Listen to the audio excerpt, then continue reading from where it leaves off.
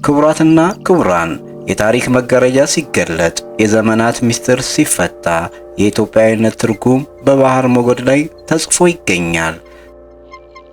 ዛሬ የምተርክላችሁ ስለ ቀይ ባህር ብቻ አይደለም፣ ስለ ቀይ ባህር ጌቶች እንጂ። ይህ ታሪክ የቃል ኪዳን፣ የድልና የሉዓላዊነት ታሪክ ነው። ይህ ዝግጅት ለብዙሃን እንዲደርስና የታሪካችን ባለቤት እንድትሆኑ አሁኑኑ ሰብስክራይብ በማድረግና የደውል ምልክቷን በመጫን ቤተሰብ እንድትሆኑ በታላቅ አክብሮት እጋብዛችኋለሁ።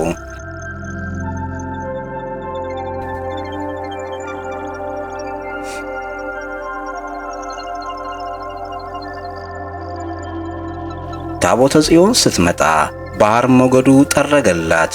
ጃንደረባው ባኮስ የክርስትና ብርሃን ይዞ ሲመለስ ቀይ ባህር እንደ ምንጣፍ ተዘረጋላት። ይህ ባህር ለኛ አጥር ሳይሆን የቃል ኪዳን ደጃፋችን ነው። ሙሴና ሴፕራ የተሻገሩበት፣ አጼ ካሊብ የፈረስ ግጥሚያ ያደረገበት፣ አጼ ዘርዓ ያዕቆብ የባህር ጌትነቱን ያረጋገጠበት ታላቅ ርስት። ዛሬ ያ የጥንት ኩሪያችን ትዝታውን ሊያድስ ወደ ማዶ ርስታችን ሊያሻግረን እየጠራን ነው። ከእልልታው ማዶ የሚታየውን ብልጽግና ለማየት ዝግጁ ናችሁ? ኢትዮጵያ የቀይ ባህር ባለቤት መሆኗ የሚረጋገጠው ትልቁ ምስጢር ታቦተ ጽዮን ናት። በቀዳማዊ ምኒልክ ዘመን የቃል ኪዳን ታቦት ከኢየሩሳሌም ወደ ኢትዮጵያ ሲመጣ ቀይ ባህር ለንግስናዋ ለግርማዊነቷ ተንበርክኳል። ሊቃውንት እንደሚነግሩን ታቦተ ጽዮን በባህሩ ላይ ስታልፍ ባህሩ እንደ ሙሴ ዘመን ተከፍሎ መንገድ ሆኖላታል። ይህ የሚያሳየው የቀይ ባህር ለኢትዮጵያውያን መንፈሳዊና ታሪካዊ ርስት መሆኑን ነው። ታቦተ ጽዮን ያረፈችበት አፈር፣ የረገጠችው ባህር ሁሉ የኢትዮጵያ የቃል ኪዳን ክልል ሆኗል።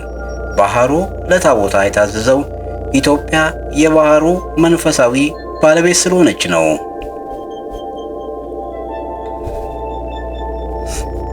ወደ አዲስ ኪዳን ስንሻገር ኢትዮጵያዊ ጃንደረባ ባኮስ አቤ ሚኒሊክ በቀይ ባህር ላይ ያደረገው ጉዞ ሌላው የታሪክ አምድ ነው።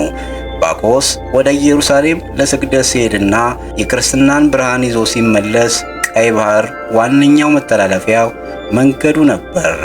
ባኮስ በባህሩ ላይ ሲጓዝ እንደ ባዕድ ሀገር መንገደኛ ሳይሆን እንደ ሀገሩ ሹም በገዛ ቤቱ ኩሬው ላይ እንደሚንሳፈፍ ባለቤት ነበር። የኢትዮጵያ መርከቦች በዚያ ዘመን ባህሩ ሞልተውት ነበር።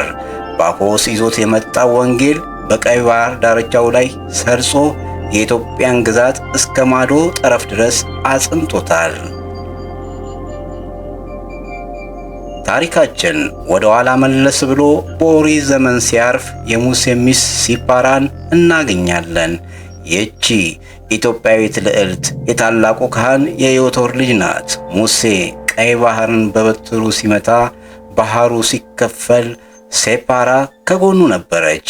ሊቃውንቱ ሙሴ ኢትዮጵያዊቷን አገባ የሚለውን ቃል ሲተረጉሙ የሁለቱ ሕዝቦችና የምድሪቱን ትስስር እንደሆነ ይገልጻሉ።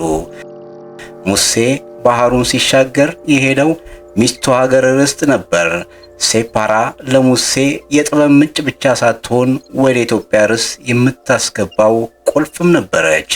ቀይ ባህር በእሷና በአባቶቿ ስልጣን ስር የነበረ ለልጆቿም የተረፈ ኩሬ ነው።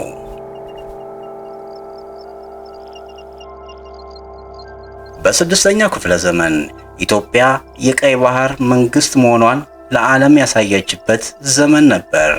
አጼ ካሌብ በየመን ያሉ ክርስቲያኖች ሲበደሉ ባህር አይገታኝም፣ ሞገድ አይመልሰኝም ብሎ ተነሳ። 70,000 ሰራዊቱን በ70 መርከቦች ጭኖ ቀይ ባህርን እንደ ሜዳ እየጋለበ ተሻገረ። ለካሌብ ቀይ ባህር ድንበር አልነበረም፣ ፈረሱን የሚያስጋለብበት መድረክ እንጂ። ካሌብ ማዶውን ግዛት አድርጎ ባህሩ መሃል ቤት አድርጎ ለዘመናት ገዝቷል። የኢትዮጵያ ሳንቲሞች በየመንና በሳውዲ ምድር መገኘታቸው ባህሩ የቤታችን ኩሬ እንደነበረ ሕያው ምስክር ነው። ታላቁ ንጉሥና ፈላስፋ አጼ ዘርዓ ያዕቆብ የቀይ ባህርን ስትራቴጂካዊ ጥቅም በሚገባ ተረድተው ነበር። ባህር ነጋሽ የሚለውን ታላቅ ሹመት በመስጠት ከባህሩ ማዶና ወዲህ ያለውን ግዛት በአንድ ማዕከል አስተዳድረዋል። ለዘርዓ ያዕቆብ ቀይ ባህር የኢትዮጵያ መተንፈሻ ሳንባ ነበር።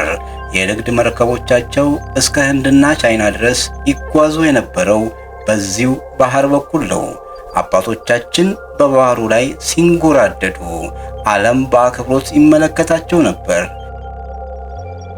ይህ ባህር የአባቶቻችን የፈረስ መጋለቢያ፣ የእናቶቻችን የእንቁ መገኛ ነበረ። ዛሬም ቢሆን ታሪካችን አልተደመደመም።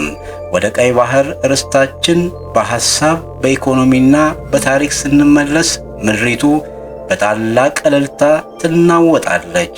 የኢትዮጵያ ልጆች ወደ ቀድሞ ክብራቸው ሲመለሱ ታቦተ ጽዮን የባረከችው ባህር ለብልጽግና መንገድ ይሆናል።